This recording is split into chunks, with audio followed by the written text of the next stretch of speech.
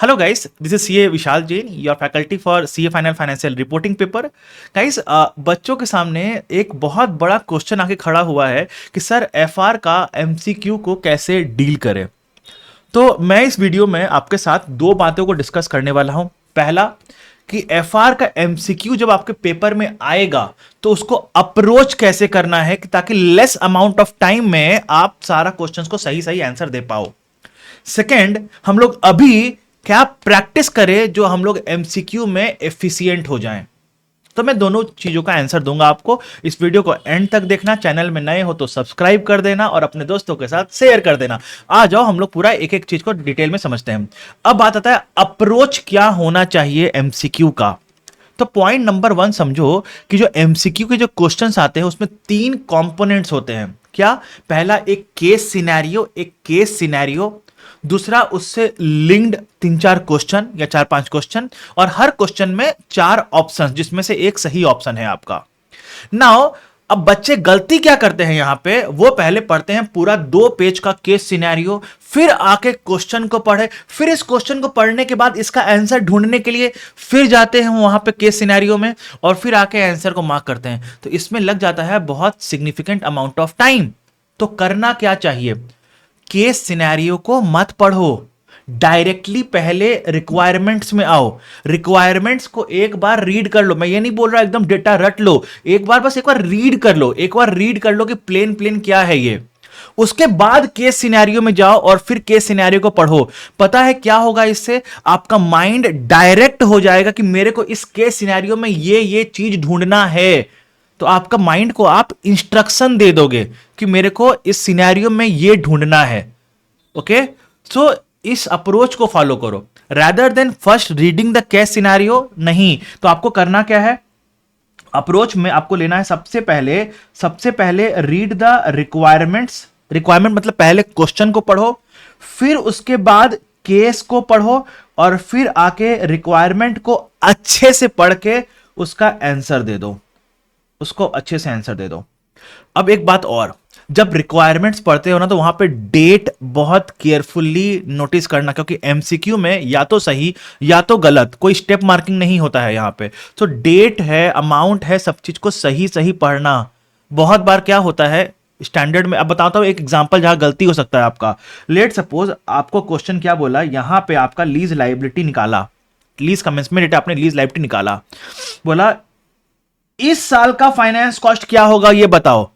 अब आपने क्या किया? आपने क्वेश्चन ढंग से तो पढ़ा नहीं, और क्या होगा आंसर में ना, ऑप्शंस में आपको ये वाला ऑप्शन डेफिनेटली रहेगा और आप क्या करोगे हड़बड़ी में, अरे हो गया, ये वाला आंसर तो मिल गया, ये वाला टिक मार्क करके आ जाओगे। So be very careful when you are reading the question कि किस डेट का मांग रहा है आंसर, क्या क्वेश्चन मांग रहा है, क्वेश्चन को ध्यान से पढ़ो। ओके, तो पहले रिक्वायरमेंट पढ़ो, फिर केस का सिनेरियो पढ़ो, फिर एक बार रिक्वायरमेंट्स पढ़ के उसका आंसर दो।